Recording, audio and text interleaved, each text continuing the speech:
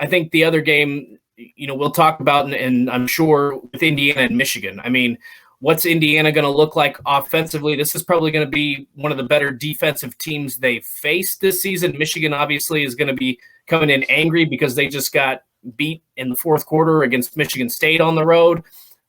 And the thing to me, Jim, at this point, I don't know how anybody else feels or what you've talked about this week, but to me, I know it was just Maryland, but I think Donaven McCulley has to be your guy. I mean, I don't know why you would go back to Michael Penix or Jack Tuttle, even if they are healthy at this point. Just play Donaven McCulley. The offense looked better. Stephen Carr was able to run the football. 14 of 25, 15 of 25, something in that category. 2 touchdowns, no picks. You have to. There's no question. And before, funny, you picked out the Michigan State-Purdue game, as did I, and we'll go back to that. But I agree with you 1,000%. You've already has he played 4 games yet? That's a good question. He's played at least 2. Ohio State, Maryland. I don't know about before that. Because regardless, there's no way you don't blow his redshirt year. It's gone. So he plays every freaking snap to me. If the red shirt is gone, you play every stinking snap. He has got to get every page of learning that he can get. Everything he can get against every team, every environment, every situation, whether that is on the road at Michigan. And I know, and I just talked about before you joined us, 1 year ago, tonight's the sectional championships in Indiana, high school football. And 1 year ago, he was playing in a sectional championship in front of 3,000 people. Tomorrow or Saturday, he'll be playing in front of 110,000 people in the big house on a national television audience. And that's a big jump, but you got to do it. And I think that he showed the capabilities because he got better every snap last week. He was more comfortable. Yes. He's an athlete beyond. He has the capabilities. Now you just have to put him in the right position. This is going to be up to Nick Sheridan to put him in the right position and to call the right plays and the rest of the team. He's got to get help from an offensive line that has not been that helpful this season. They've got to protect him.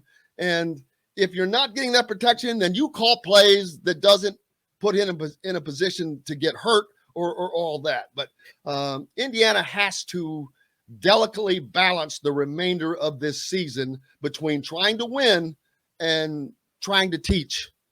Well, and I think that at this point, I know Tom Allen isn't thinking this, but you almost concede bowl eligibility at this point. I mean, they're not going to win their final 4 games. They might win a couple, but they're not going to win their. I'll concede it for them. It's over.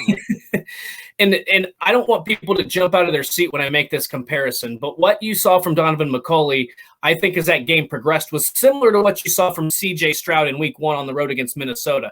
He did not look great in that first half, but in the second half, he came out, and I think he had 4 touchdown passes on 5 completions.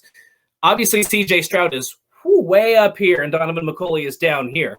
But I think when you talk about the comfort level, that's exactly what you mean. As the game went along, he got settled. And the dynamic I think he gives them and why the offense looked better. I mean, the first 4 games, they scored 28 points. He goes out and he puts up 35 in his first game. Again, I know it's a Maryland defense that isn't nearly as good as Cincinnati, Ohio State, Michigan State, some of those other teams that they've played.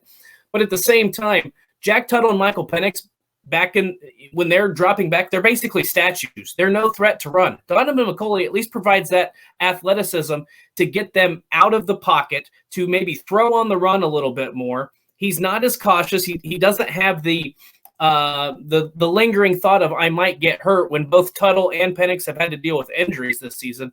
So at this point, I think you just play him. And again, I think it's important that you say that you don't want him running 20 yards, down the field, taking every hit. You want him to slide, get out of bounds.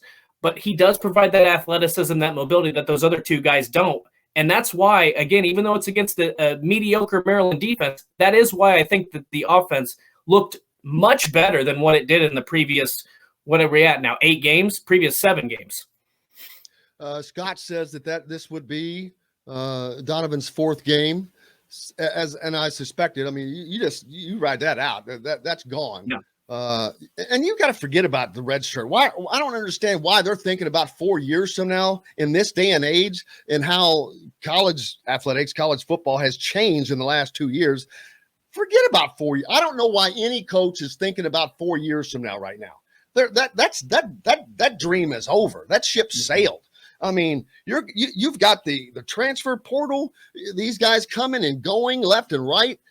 4 years, the dream of having a kid for 4 years, I think is just that, a dream now. Because if they get good, they're gone. Right. And it's not to say that it can't happen, but yeah, forget about this 4 year dream. You need to think about winning today and winning tomorrow, not winning 4 years from now. This is today, right now, right here, right now. But that's seriously, I think. I mean, you forget about that 4 year dream. Right. Well, and I think again, we've talked about this at length, mostly with the coaching staff, but I think there's a degree of loyalty that Tom Allen feels to maybe a guy like Michael Penix or to Jack Tuttle. But at this point, there you go. That loyalty thing, it's been Tom Allen is loyal to a fault. Yep. And I can talk about that all day long. I love Tom Allen. I do too. Yeah. His loyalty has bit him as much as it has helped him. Yeah. And I think that at this point, you have to do what's best for the program. I know that Michael Penix has done some really good things in an Indiana uniform, but when I look at this roster, I look at the quarterback room. In my opinion, I think Donaven McCulley is going to be your next guy, and then you're bringing in a guy like Josh Hoover, who is probably under-recruited, he's got some talent. Dude, he's got, in my opinion, you have no idea how much I like Josh Hoover. So you've got a pretty good 1-2 punch. Even though that's going to be a young room, I think that's one you can develop. And you know, whether Michael Penix and Jack Tuttle decide to stay or transfer out, to me, you have to stick with Donaven McCulley. He looks like the future quarterback. You do have Josh Hoover coming in. You can redshirt him and then get that 2 year gap. Maybe you get 2 years out of him, or maybe he comes in and is the best quarterback we don't know. So basically what I'm saying is at this point, you have to go with a youth movement at quarterback, because what we've seen from Michael Penix and Jack Tuttle, even when both guys are healthy, in my opinion, is not the right answer. And we've talked about, you know, the problem with Nick Sheridan and the play calling, and the offensive line has been bad. I just keep going back to the fact that it looked better against Maryland, and maybe that won't be the case against Michigan this weekend because it is a much better defense. But I think even if it looks slightly better, if you're able to get a couple touchdowns against a pretty good Michigan team, I think that's your answer, that you have to stick with Donaven McCulley and develop him, give him a springboard into the spring and then into next season. And maybe that's, you know, you'll be able to start off a lot better than what you did this year.